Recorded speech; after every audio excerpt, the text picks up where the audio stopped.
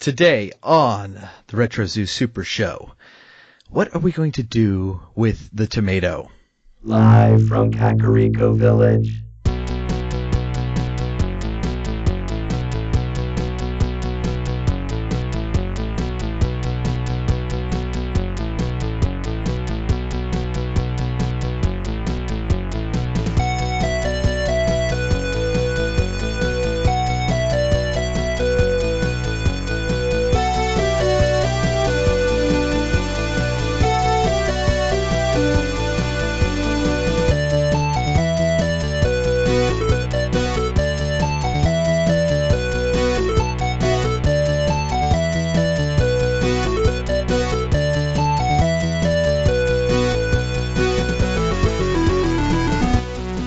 Broadcast throughout the Retroverse.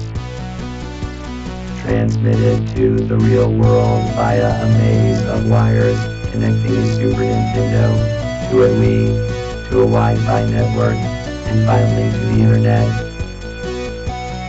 The Techno Funk Boy presents the Retro Zoo Super Show.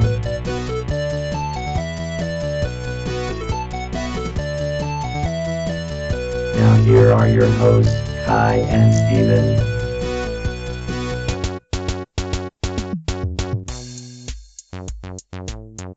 Thank you and welcome to the Retro Zoo Super Show. I am one of your hosts, Kai. And I'm your other host, Steven. That was a dramatic pause. How are you? Doing good, man. How are you? Hey, doing well. You're sounding much better. Yeah, well, I went to the doctor, and I had a bad case of telephone throat.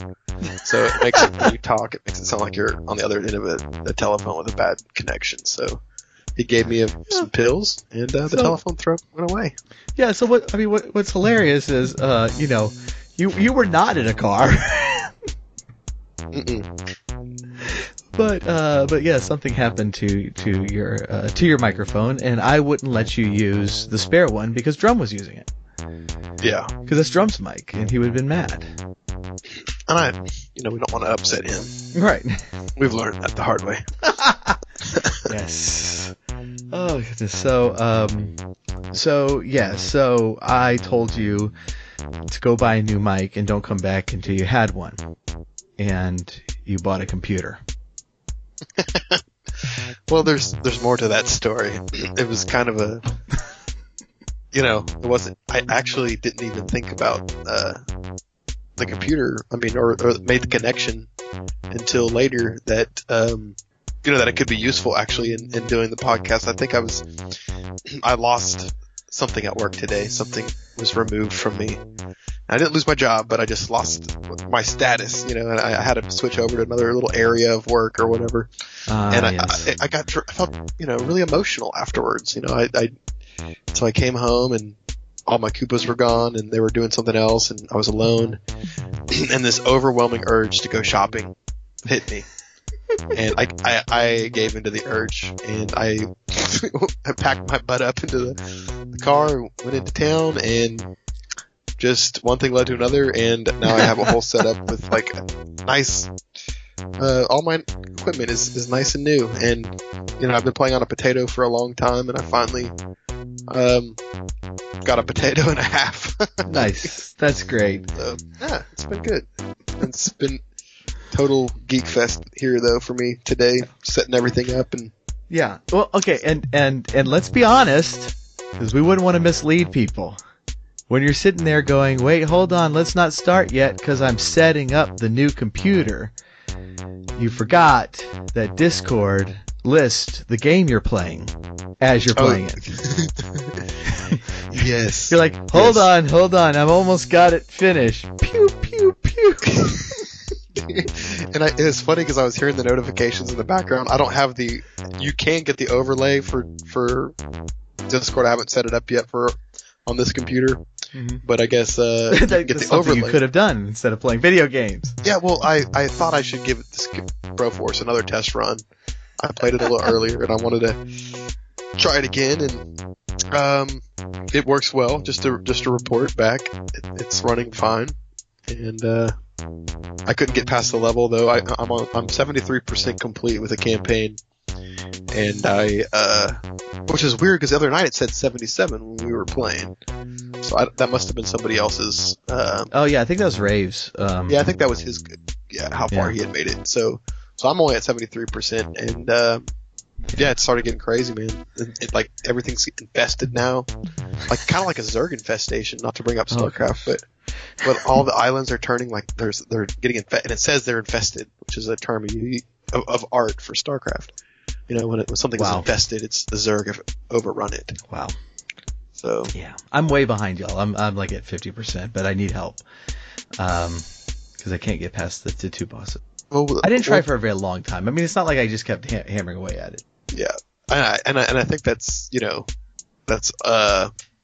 just takes some time. Or you can jump in with somebody who has completed 100% of the match, and then online, and then you'll apparently, according to our comments, you can get 100% complete with the campaign. Which actually that happened to me because I did jump online with somebody, and it didn't give me the 100% complete campaign, but I was able to play with him where he was, and he was fighting like demons and stuff. It was like wild, and but now I can't access that again. So I don't know if that was just because I didn't maybe make it to any nav points or waypoints or along the way, or I only played for a minute with him, and I was like, this is too crazy. That was when we were trying to all set it up together too the other day. So yeah, that's we did finally get to play online, and you know, word to the wise here, little advice for any of you. Apparently those people with a Twitch copy cannot play with those with a Steam copy, because I don't know. You know, I was wondering about that, man, because I saw that Discord also has their own gaming. Oh gosh. Like they sell games too now. True. So everybody's doing it. But they allow you to port their games in. So you can port games you already own. I haven't messed with it, but apparently you might be able to port in Steam games and stuff. Yeah. That would have been a possible solution. So that wasn't the solution we came up with, but because you could have. Long story short, we played, and it was a blast. We played with Ravenant, and much to the dismay of certain other people in the Discord channel who wanted to play with us but couldn't. Hey, because we were just too good. We should start a weekly 30-minute Broforce blast. That would be very cool. And it would be like it's like just 30 minutes because Broforce is insane enough to where like I can't play it for that long because it's like just shooting like it's like like blowing it's up mass and destruction. Crazy. Oh, especially with 3 people. I mean the amount of just explosions with 3 people was crazy. Dude, yeah, and imagine having 4 people up in there, like, it's gonna be total mayhem. So, like, yeah, 30-minute Broforce blast. Alright, so for any of you in the listening audience who digs the game Broforce, check out the show notes for our Discord server and jump in. And, we'll work on setting that up. That'd be great. Yeah. I feel like we already accomplished something, dude. Yeah. And we just started this podcast. This is like the most productive podcast. This has been. Normally the first 30 minutes are like, just, you whining about StarCraft and me falling asleep, and then I talk about something you don't care about. And then I fall asleep. Yeah, and then I talk more about the game and talk about the topic. And you remain asleep. Oh, okay. So yeah, I do kind of want to. I kind of have a related little activity for us. So for those who have been listening, we've been doing a series on tabletop role-playing games, and most of it has been Dungeons and Dragons, just because that is the juggernaut in the room, and so. We're going to continue that. All of our. You're not You don't need to listen to the prior episodes to get this one. But feel free. But in the meantime, I wanted to take a minute and create Dungeons and Dragons versions of ourselves. Ooh. Yeah, so this should be fun. So we are going to roll stats for us. And so for those who aren't familiar, the stats in Dungeons & Dragons are, there's 6 stats: strength, dexterity, constitution, intelligence, wisdom, and charisma. And I thought for, people who might not be familiar, we might give a little bit of an explanation of what these are. But just one of my favorite Reddit moments in history is this analogy that, and I'm just going to read it. The way to explain Dungeons and Dragons stats using tomatoes. So strength is being able to crush a tomato.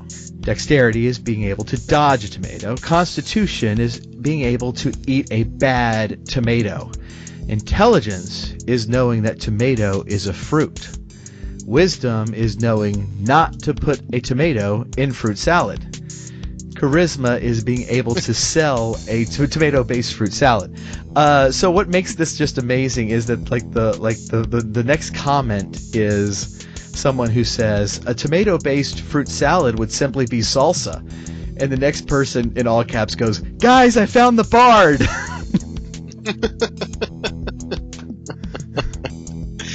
Dude, that is actually amazing. I can't believe I've never seen that before. Oh, it's fantastic. So we are going to roll us some stats.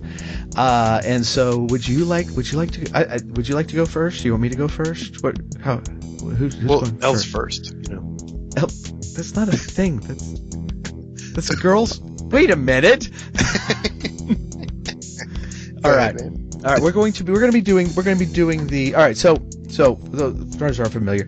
Your stats there's a number.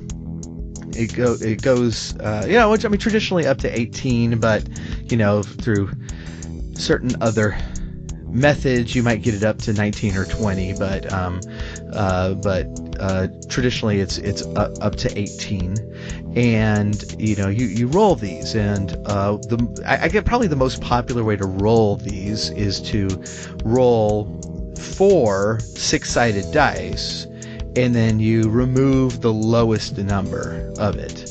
And so that's the method we're going to be using. And so I'm going to go ahead and roll. And oh good, I got a 6. It's exceedingly low. All right, I have a 6, 15, 12, 15, 14, and a 9. All right, so we got to decide where my strengths are. I'm gonna have to say right off the bat that my high stats is probably wisdom. I'm gonna go. Are you sure? What I don't know. What are you thinking? Wisdom. Intelligence. Yeah. Are you thinking these numbers are too high, Steven? All these numbers are too high. Can you re-roll some of the high ones? No. Yeah, I would say wisdom. You're a pretty wise guy. I mean, okay, I'm a wise guy. Got our butts out of a couple pinches. I'm a wise guy. That's fantastic. That's You're exactly what I was going for. All right. So my junk stat is probably strength. I don't know, man. Yeah. Yeah. All right. So so wisdom is 115. I do have another 15 and a 14. And so how dexterous am I? I'm an elf. That there's a racial bonus there. It could also be a 9 or a 12. Okay, so hold on. So we have strength, which is a 6. We have wisdom, which is 15. So what we need is dex, constitution, intelligence, and charisma. I also think I'm very charismatic. So you have strength, wisdom. What do they keep going? Strength, wisdom, dexterity, constitution, intelligence. Are you writing these down? Yes. Because it could be really boring for the audience if I keep repeating it. And charisma. Well, that's almost done. You were done. Well, I know, but we've said it 12 times. I know. Okay. Keep going. I just wanted to keep track of what you're saying. Okay. I'm paying super attention in this episode. Now that I have a good mic and everybody can hear me clearly, I feel like it's my duty to present a good co-hosting experience, and I have to see what you're seeing. Sort of. Keep going. Okay, I'm sorry. I won't do that again.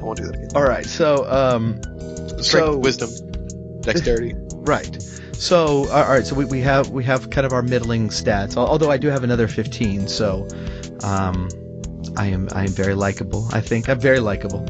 Drum, Putting your put charisma- down the microphone. Yeah, I don't know. We should get online here. She should say have something on your charisma. I think we don't need to do that. I think that she's going to vote that these stats are too high. She's gonna vote with me. Is that what you're saying? Maybe. Oh, dude, just put him on charisma, dude. You're very charismatic. I mean, look, you run a podcast. You have to have some charisma. Gosh. Okay. So I guess the 14, maybe. I don't know. My constitution's got to be a 9. I don't do well with spicy food, like salsa. Yeah, just keep it as a 9. I'm gonna go with a pretty decent dexterity of 14, and that would put my intelligence at a 12. So, I don't know. So that would that would be a decent cleric, although I'd like my constitution to be higher for that. Wisdom and charisma would go well with a paladin, but definitely would want a higher constitution and strength for that. How about a warlock? Could I be a warlock? What is a warlock? Well, that's like an evil sorcerer, right? No. What is the definition of a warlock? A warlock is a wielder of magic that is derived from a bargain with an extraplanar entity. That's okay. Pretty much what I just said. Yeah. Evil. I don't know. I mean, look. Oh, okay. Maybe the extraplanar entity is Drum. He's been to other planes. That's true, but we all have. Well, maybe my deal is with you. Well, that would make me evil. Yeah, exactly. So an evil wizard. Okay. All right. I am going to be a warlock. All right. We could probably do alignment too, but maybe we should stick with what we have. Whatever you think is best. All right, we're gonna roll you. That's not best. All right. Oh yeah. Okay. Okay. We have 2 15s, a 14, a 13, a 12, and an 8. So with your training, strength would be high. Strength would be high. Say this number one more time, real quick. You can edit this out. 15, 15, 15, 14, 14, 13, 12, 8. Thought I was going to say 11, but I didn't. 15, 14, 12, and 8? 13, 12, and 8. Did I miss 13? Yeah. This is going to be the most exciting episode unlucky. ever. 13, 12, and 8. Okay. 15, 14, 13, 12, and 8. That seems contrived. Are you sure you didn't just guess those numbers? No, I rolled them. I mean, I used the computer to roll it. Okay. 15, 14, 13, 12, and 8. No, 15, 15, 13. 15, 15, 14, 13, 12, 8. Okay. 15 strength, of course. 15 constitution, of course. 14 dexterity. 13 wisdom. No, 13 charisma.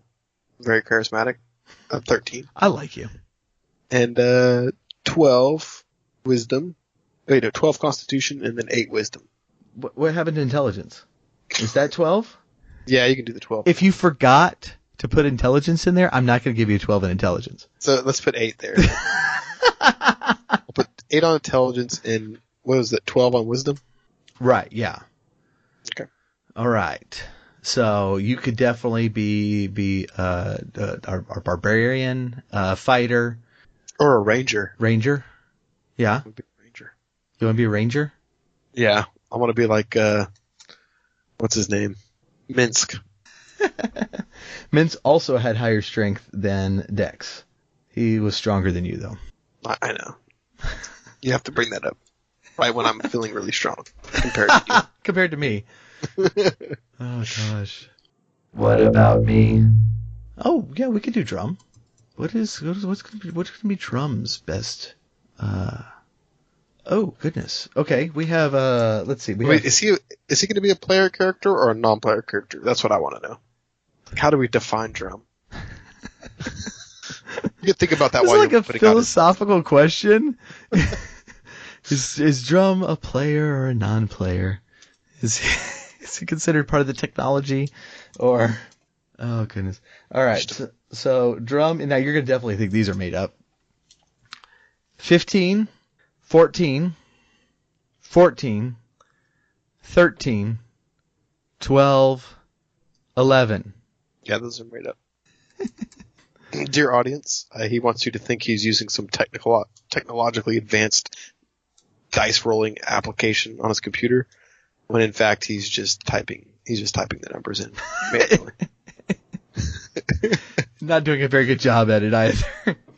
It's like you'd think at least they would be like kind of more random if you're using a random number generator.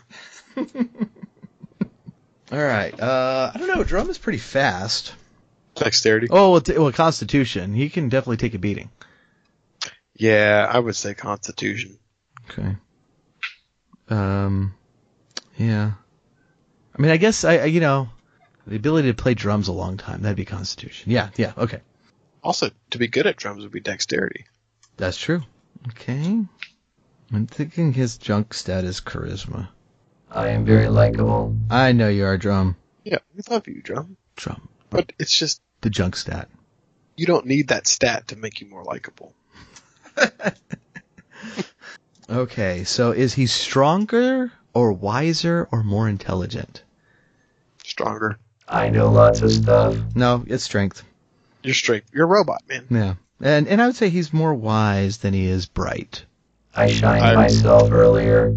That's what I'm talking about. There you go. Okay. So yeah, I mean, we could have him be a pretty good fighter. No, this is it for Drum. This is it. A monk. Yeah? Oh, dude, I like it. Yes. Like he likes it. Okay, so now that we have our party. A monk, a ranger, and a warlock. That would actually, that would be a really interesting pairing.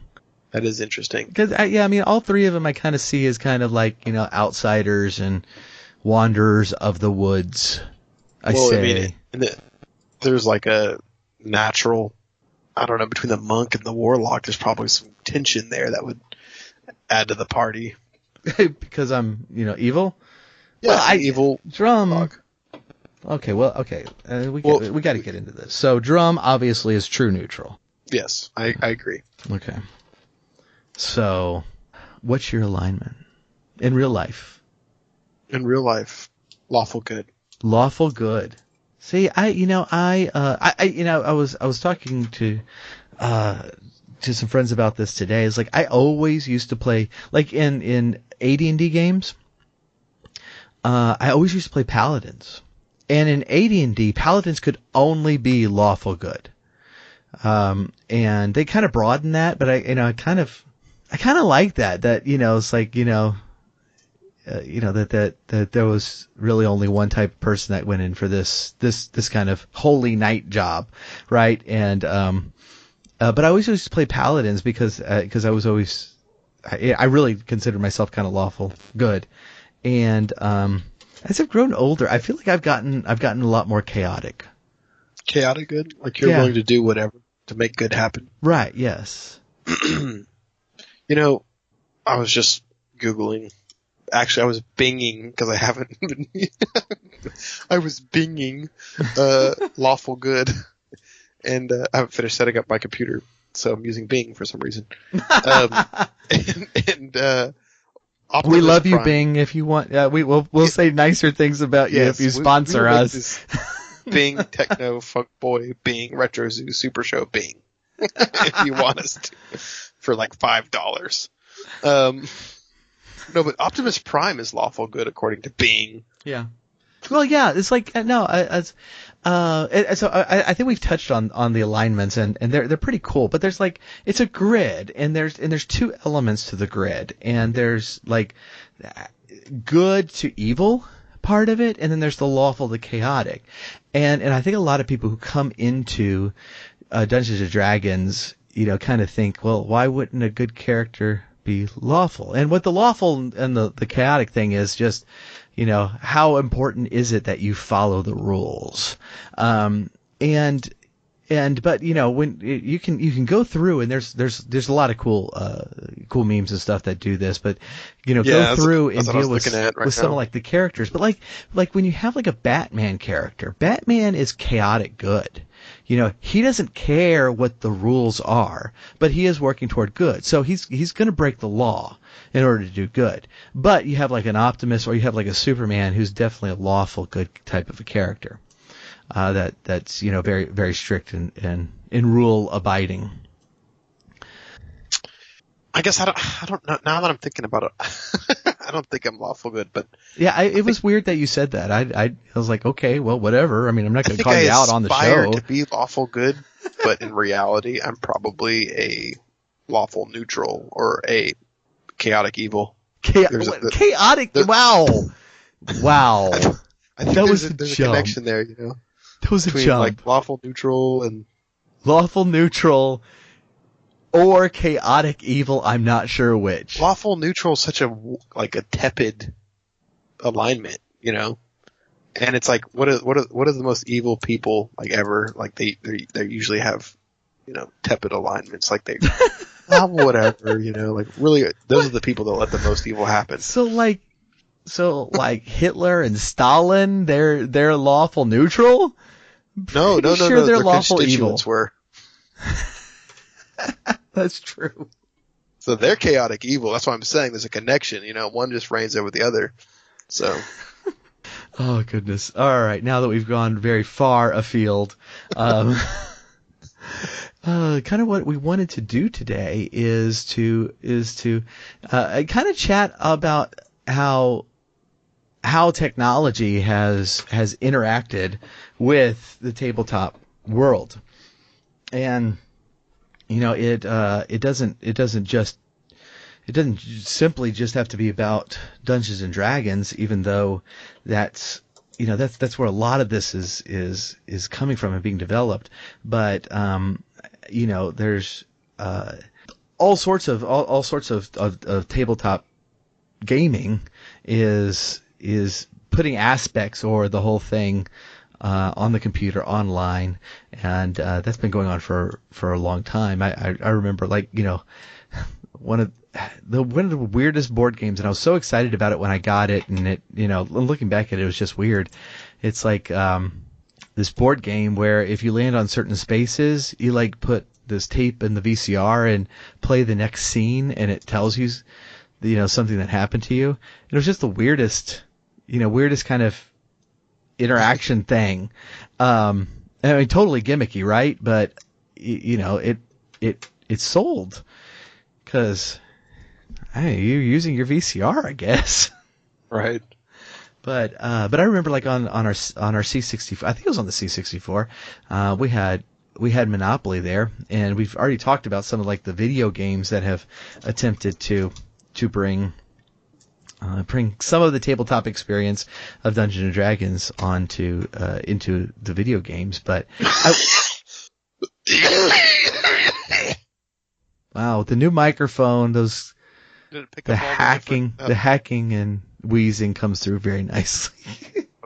I was gonna ask that. How did that sound?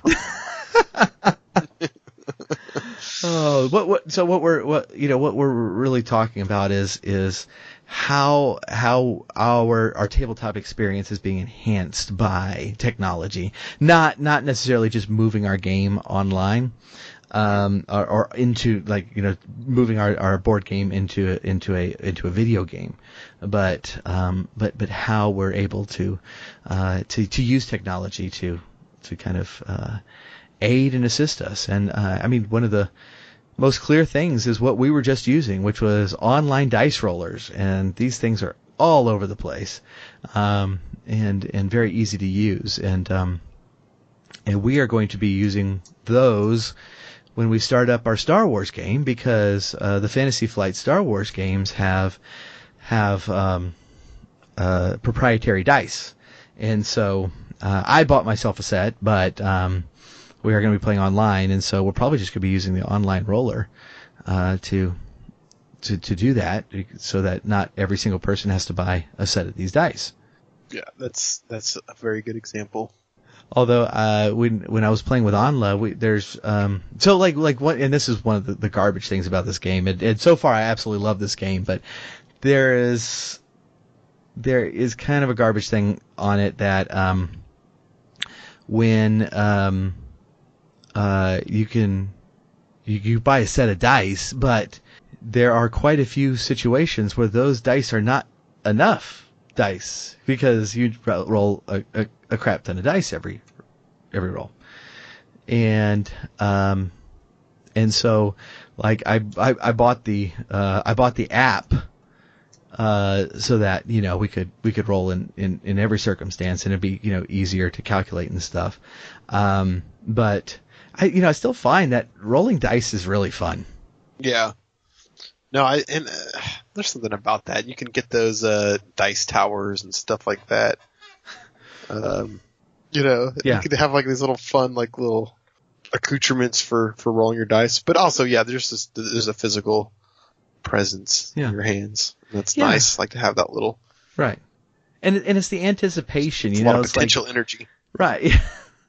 As you're waiting for it to just kind of finally land on something, there's that anticipation there of what it's going to be. That little, just a little mini suspense thing that's kind of fun. But it's also very nice, especially when you cannot like find your dice bag, or when there's like proprietary dice. Or in the case of like when you're rolling Dungeons and Dragons stats, you're rolling 5 6-sided die each time for each stat, and so 4 6-sided dice. That's what I meant. And so you're rolling a total of 24 dice, and so it is nice to be able to do that all in one shot and just hit a button and have it do that, instead of especially if you only have one, just going, okay, that's a 5, that's a 4. That could get a little old. Yeah.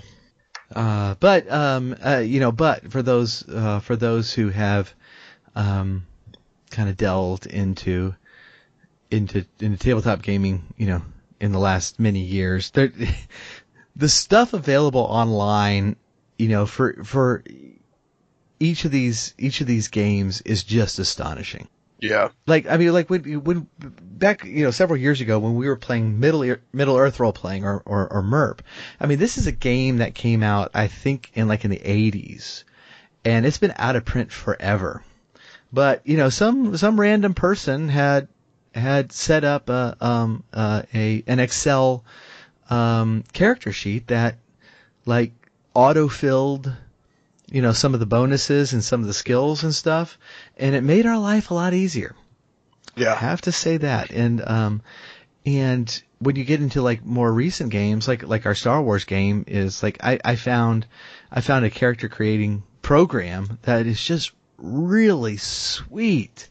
And we've been using that in creating our characters. And this stuff is fan made. That's a lot of dedication. Yeah. But it's cool. Because it's if you are really dedicated to this game, then it makes life so much easier. Especially if you're just good with Excel, or if you're just good with making apps or something, it just makes life so much easier to be able to have this where you can just churn out some characters more quickly, more accurately. You're not missing things here and there, and it's really helpful. And so you have a lot of fans just making stuff like this that's really, really cool. Well, that's the thing with one person who enjoys something but has this kind of perfectionist kind of trait or attitude. They sit down there and they do what everybody else was doing over and over again. They make the problem simpler. They simplify it. Yeah. And then they put it out there for free, and they not only do they help themselves and because they did that work for themselves, but they help so many people, like you were saying. And it strengthens the entire community. And so they kind of help themselves again because they're empowering the community to which they belong, which I think is something to be said about being part of communities that are, free communities or free software.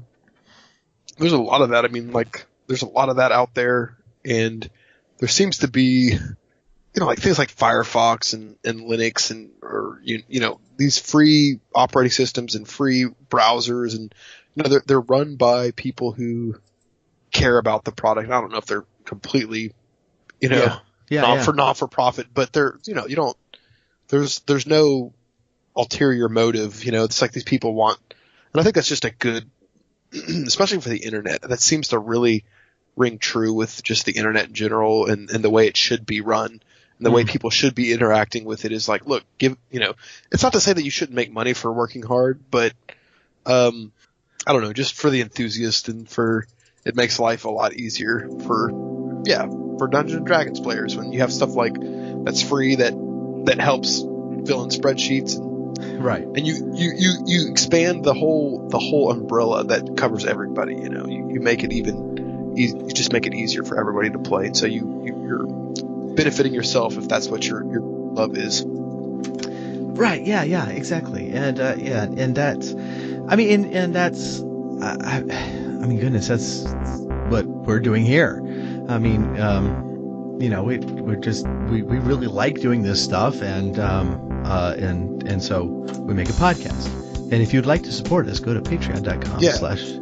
Well, that's the thing. It's like, that's the thing. It's like, if you love this community too, and then, holy cow, totally plugging the show right now for the Patreon part. If you like this, it's just like anything that you like being a part of, and it's not like we're going to go under if you don't give us $1 or, No, we totally will. But if you specifically don't give us $1, pay the light bill. I thought we had enough dollars for the light bill. No, you listening. This is made a special episode just for you, the one who's downloading. If you don't give us $1, there's no next episode. I'm totally joking, of course. But right, I mean, people come and they contribute what they can, but at the same time, it's like we're doing it because we love it, not because there's money involved. Right. If there was money, we would have to. Well, I guess they're prepare.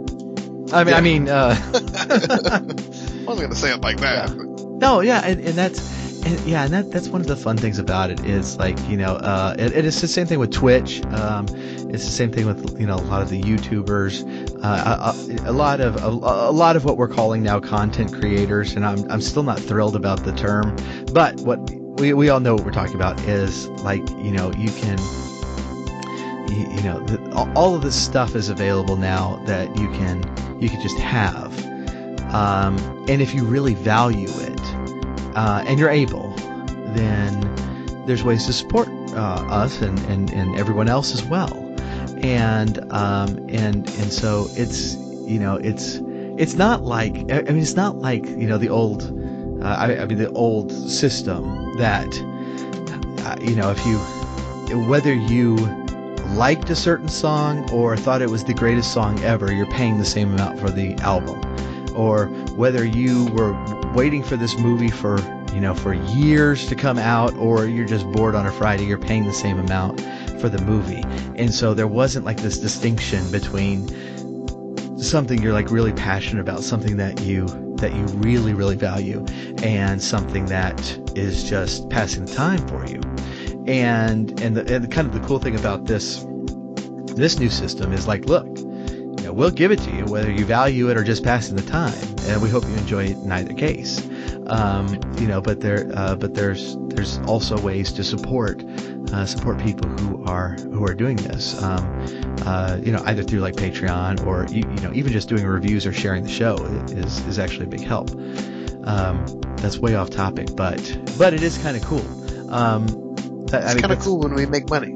It is kind of cool, but it's one of the neat things about about having these really niche communities online that it's like before the internet, it would not have been worthwhile really to do a MERP spreadsheet unless you just really like to do spreadsheets.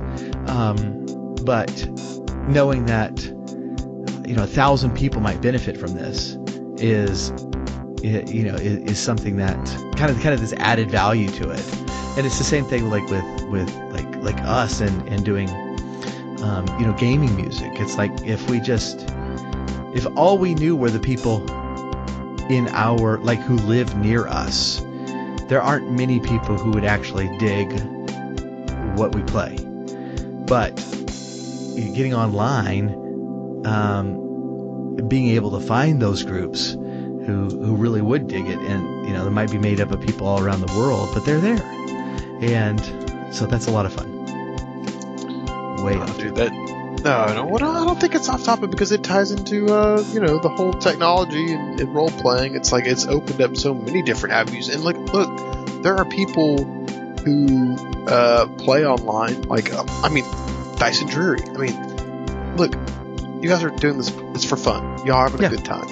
But it's like, at the same time, the larger your audience gets, the more people are like, hey, this is a great show. This is, we're having fun with this.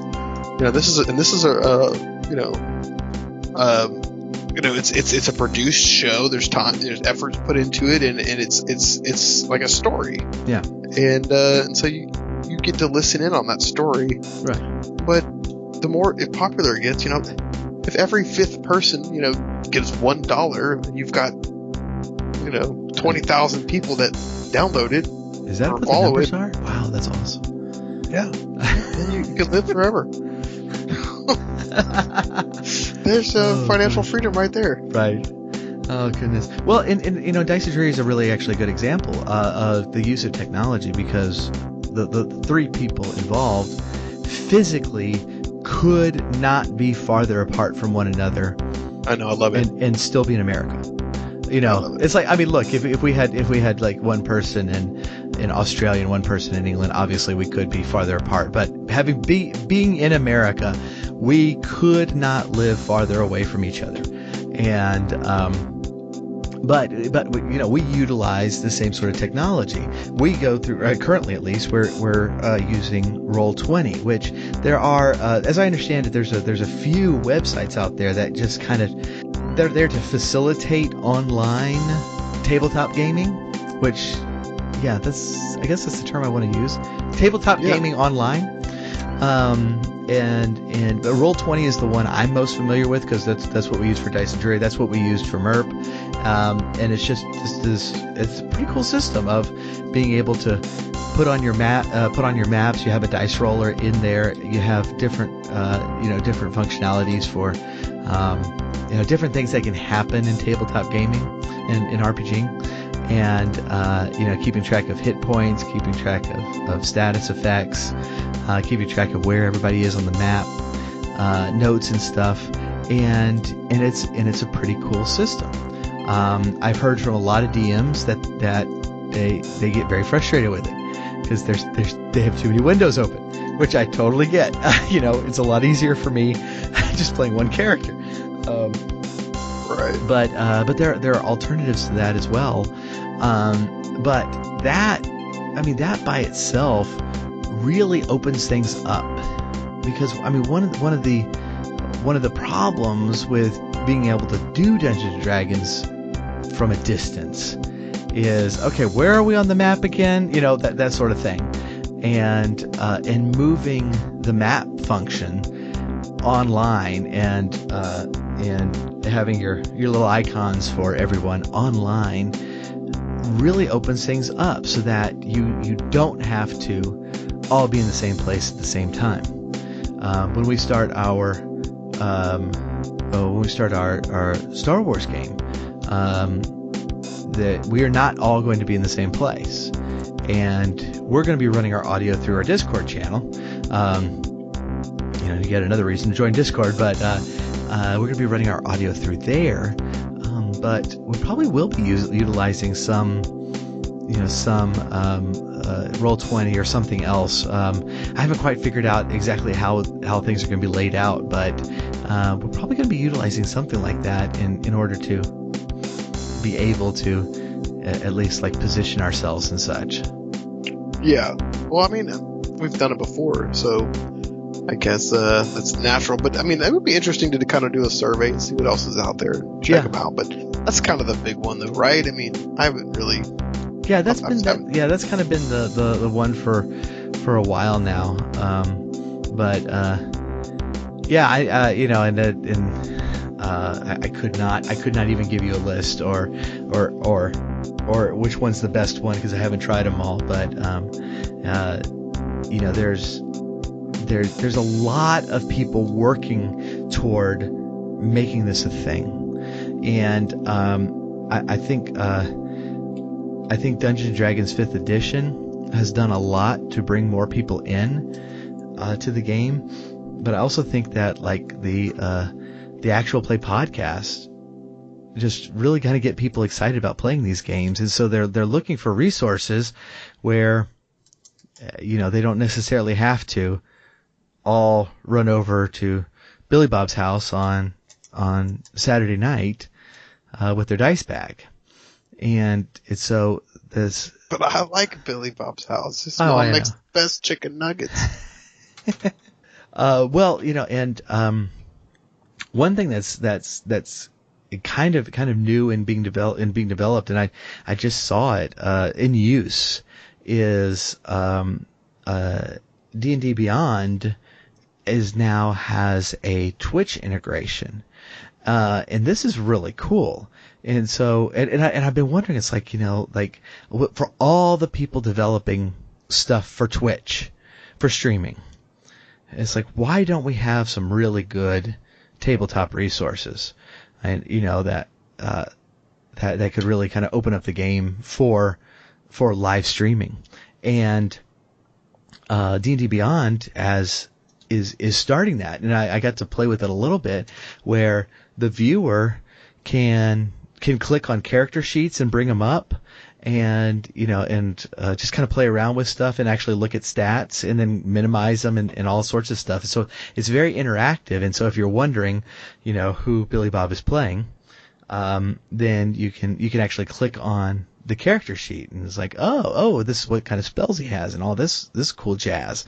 And so I think the development on Twitch has been a little slower than I expected, but it's coming, it's starting, and so I that's going to be really cool to see how that continues and that develops. Yeah, dude, that's Twitch is a I don't know. I'm not a Twitch streamer, so I don't know the ins and outs of it, but I mean, it definitely has kind of the market cornered in terms of watching. I mean, I know YouTube is actually there too, so that you can't discount that, but it does seem like Twitch is a more fertile environment for actual play podcast. Yeah, and it's like other free programs that people are developing, like Streamlabs OBS, or just OBS in general, have made doing producing video live so easy. And it's like, I've been streaming for about a year now, and it's like I for those who've seen my videos, I have like a green screen behind me now because Streamlabs has made that sort of thing so easy to integrate and stuff. And so you really can set up a video output that has like the map. You can pull the map from Roll20, and you can put your put a camera on there in the corner, by your character name or something, and just put all sorts of stuff into it, and really make it interesting to watch. And so, between that and actual play podcast, it's like it's become, the one thing that never really was a thing, which is watching a game of Dungeons & Dragons. I mean, I know it's been done, but that wasn't, people who are normally interested enough to watch were also interested enough to play. And so if you went to Billy Bob's house, normally you weren't like sitting in a corner just checking it out. Sometimes that happened, but not all that often, but now it's become a thing because we can produce these podcasts, we can, use special effects, we can, we can stream on Twitch. There's all these websites now that are designing audio specifically for role-playing games, so that you have these sound effects and these mood-setting music and ambient sounds that you can use during your play, and so you can use this through Twitch or just at your house. If you have your laptop there, you can start hitting the music, the sound effects and stuff, and really kind of add another extra dimension to the game. This begs a deeper question, and and maybe it's the culmination of this entire podcast series on tabletop gaming. But is gaming, is this type of entertainment? I mean, is this going to put Hollywood out of business? Is it going to put traditional media as we know it? I mean, people who are getting paid millions of dollars to act in a movie. So yeah, they're handsome. Yeah, we know that's a familiar face, blah, blah, blah, blah, blah. But all of a sudden, Billy Bob and his buddies we know them personally now because we listen to them. We can communicate with them because they're a small group of people. It seems to be the entire trend of the internet and of information in general and of everything is following the second law of thermodynamics and is becoming more less centralized and more spread out. And so it's entertainment is just, you're seeing a drop in cable subscriptions. People are cutting the cable, they're not getting cable TV. They're just getting the internet. They're just, because they're entertained. People don't go to movies. The revenue for Hollywood has gone down the pipes. It's everything is changing because, people who are actually enjoying it and are consistent can provide just as much entertainment and it pretty much for free. Yeah. Yeah. So it's it's the death of we had the first death of the internet, which was the death of Blockbuster and brick and mortar establishments that were selling media. But then it's now is there another wave of closures coming of a big evolution in entertainment as we know it on the horizon? Yeah, that's interesting. So. It's and it's I always see these reports of it's Hollywood's biggest year ever. And it's well, okay, take Black Panther and Infinity War out, and it's not the best year ever for Hollywood, and it always cracks me up. I've never quite understood this, why we use revenue as the judge of what movie's been number one, and it's the price of tickets keeps going up, so of course the movies are going, and inflation happens, so of course movies are making more. The prices are higher. It's when you look at just for instance, do you know what the attendance wise the number one movie of all time is? No. It's Gone with the Wind. Are you serious? Yeah. Attendance wise, it blew everybody out of the water. And I can't stand that movie. Anyways, but when you look at box office, most of it is very recent films. There's a few Star Wars in there or Indiana Jones in there, but most of it's been recent films. And why is that? Well, the ticket prices are higher and there's inflation. It's you can only make $100 million half as quickly when the tickets are $5 versus $10. I always thought it was interesting that they used that as the measuring rod. But when you do look at the numbers, it's pretty clear that we're all going to see Avengers. But as for just the everyday movie, it's slipping. It really is slipping. And I do think that this is part of it. It's I have really interesting stories on my phone in podcasts that I can download at the push of a button. Or Netflix or YouTube, or Twitch or whatever the case may be. Yeah, I mean, and you got to think about it too. So the next generation comes in, and we grew up with going to the movie theater as a major form of entertainment. But when the next generation grows up, that's not going to be their big form of entertainment. They never left the house. You know what I mean? Like Right. everything they could get was at home.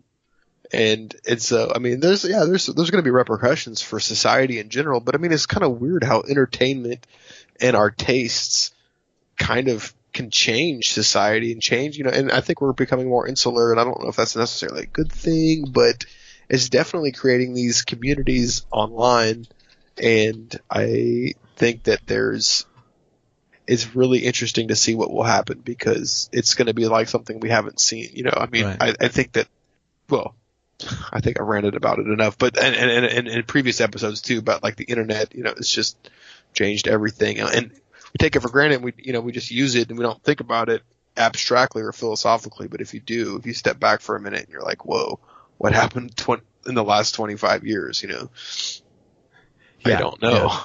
Everything has changed. And yeah, Everything. that was so trippy. It's like, and I mean, with Streamlabs and stuff, I could do the same thing. But like, I happened upon this like YouTuber that does news, and No. what? I've done Are that you- too. No. Yeah. Oh, okay. No, that's crazy that you say that, because I've done the same thing with like I bought a Powerball ticket a while back because it was like so high. Yeah. When I was visiting Earth, and dude, and then I was like, but I wanted to read the numbers, but I don't have TV, so I didn't have like anything to broadcast the numbers for the winning lottery ticket. Yeah. So I get on YouTube, and there's a dude that's watching TV. And he's like, where he's dressed up, and he's got the news screen behind him and everything. Yeah, He's like a news guy. He's got the He's green like- screen going. He's got Dude, he was hilarious too. He was so Yeah. much better than I could have ever wanted. Like, right. he's reading comments from people, like commenting, and they're all like showing pictures of their Powerball picture. It was like this constant feed, and he was funny, and I wish I could give him a plug right now, but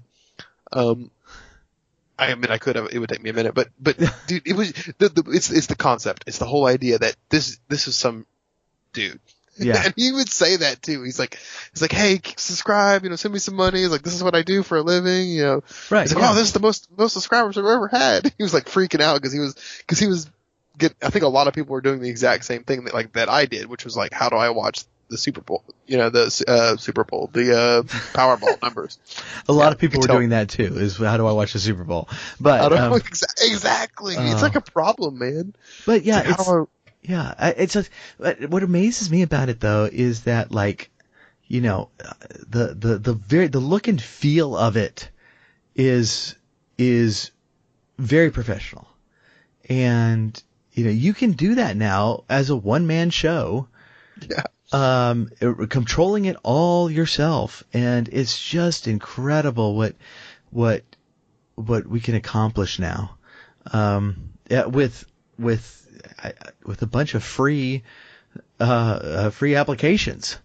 And so it's like the whole I mean I guess it obviously it's not just gaming, it's not just any one thing, but it's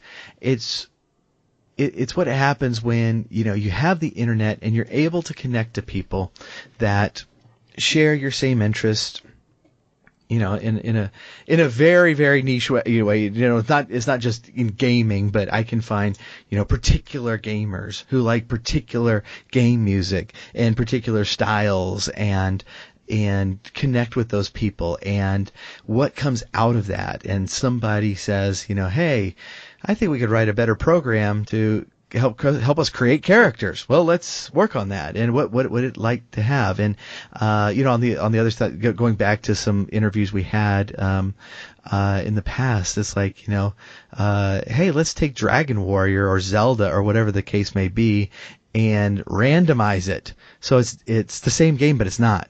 You don't know where anything is anymore. And we can do that, and then people can give it away, and and it's like a whole new game, and it's like playing it for the first time, and it's so much fun. And this is just stuff that's happening all the time. And you're just flipping through Twitch sometimes. It's just astonishing at what's going on. And these are things. A lot of these are just things to enhance what we've been doing the whole time. Of making Dungeons and Dragons a little bit easier to play and easier to play over distance, and so that you're able to play it more often and to play in front of people and to have friends that might have moved away join into the party, or gather people from across the states to make an actual play podcast or something like that. And so it's like all these things combined have made having these experiences so much easier. That I think they're really cool. And then of course you get other people who are just like, no, I want pen and paper, which is fine too. It's like I said, it's like I really do like rolling my own dice. It just feels so much better, and so I totally get it. I totally get it. Yeah, because it's traditionally like it's disconnected, and there is a beauty, and it's not that there's mm-hmm. something magical about being in the same room with people and rolling dice, and we all wish we could. I think that's the ideal scenario, but as we get older and we move on, we get. Jobs take us to different cities and opportunities spread us apart. We have to use the internet. It's like a crutch in that sense, but it's a good crutch. It's better than nothing. Absolutely. It's like, but it is nice to be in the same room and to roll dice together, and there's that community there, and I don't know, man. Yeah, I prefer that. That. I do too. It's like I'm reminded of something I've heard Gary Vaynerchuk say a few times. It's like when people like they're in a restaurant and they see like a couple across the way, and both people are looking at their phones, and they're like, oh, how sad that they're just staring at their phones and not talking to each other. And Gary Vee said something about it's like I don't think that's sad at all. I think it's awesome. They're doing something they actually want to do instead of being miserable talking to one another. But there's some truth to that. It's like that being able to find people of because that it's like in college that was the reason I didn't play Dungeons and Dragons, is because I couldn't find anybody who wanted to play near me. But at the same time, it's like, when we do Star Wars, I would rather us all get together, but that's not going to happen. And so between not playing and playing online every day, and so it's just given us that additional option that I think is just great.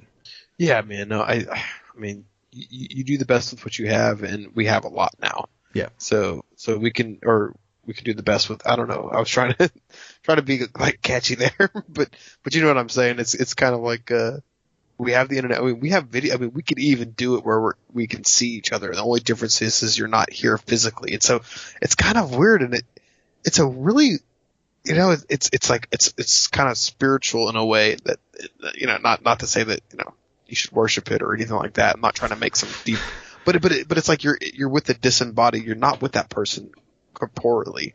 You're with their essence in a sense. You're with their spirit voice, and it's weird, but it shows you the difference because it's fun. And I was talking to somebody earlier today, a close friend of mine earlier today, about gaming. And we play StarCraft together. And I was like, man, I was like, man, I was saying it's fun to play StarCraft because I was off today, so I played a lot. I forgot my computer and everything. And I was playing it, and, I realized, I didn't just realize this, I've always known this, but it's more fun to play with close friends. I have online friends too but it's really fun to play with people who you've known for a while. You know, it's like you Yeah. bring all your experiences, all your everything, and you bring it into a game together, and you either, you know, fighting each other or collaborating, whatever it is. It's really fun, and it's a unique form. It's better than playing by yourself, but it's even better if you were in the room together. So it's like, what is that difference? I feel like it's that difference between being physically with somebody like in the same room and being able to share a space with them.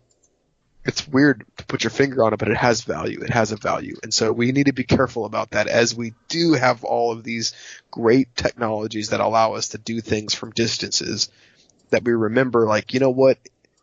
Cons are awesome. Like going to like a Comic-Con, or like going to Renfest, or whatever it is. You go to those things. Those things are really cool, and we need those. We need to be together in physical form. You know, it's like this, you know, sending our spirits, you know, onto like a server and like all collaborating and talking together is fantastic.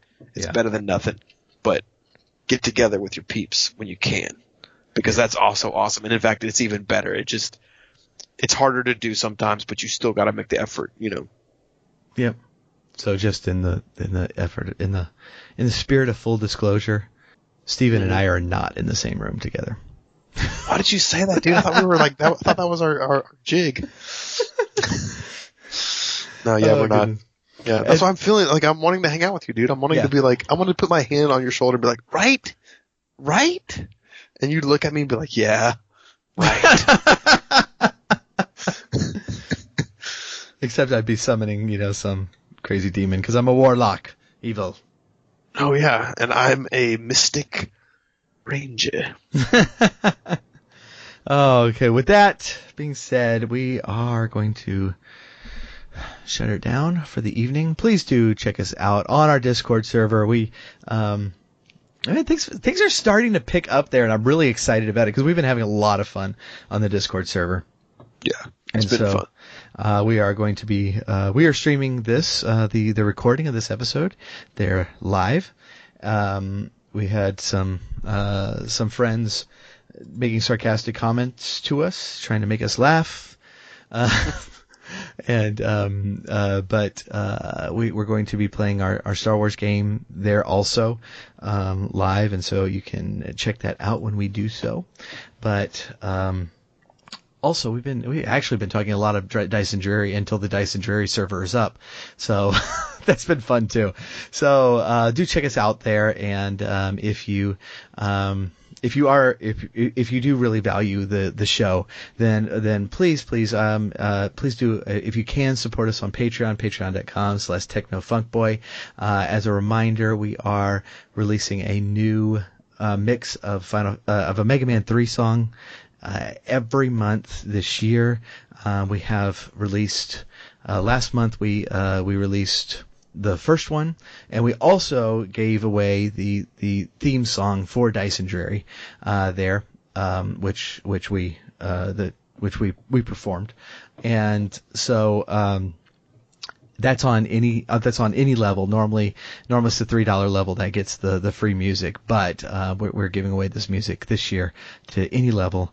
And so if you are able to do that, if you're not able, totally understand that. Please then give us a rating and review on iTunes or whatever your podcast system is, or jump on Twitter, tell some friends about us. We know that, like us, you have found that community of like-minded individuals online, and so let them know about us, because I think they'll dig the show too. And so we really appreciate it, and we will catch you next week. See you later. All right, cool.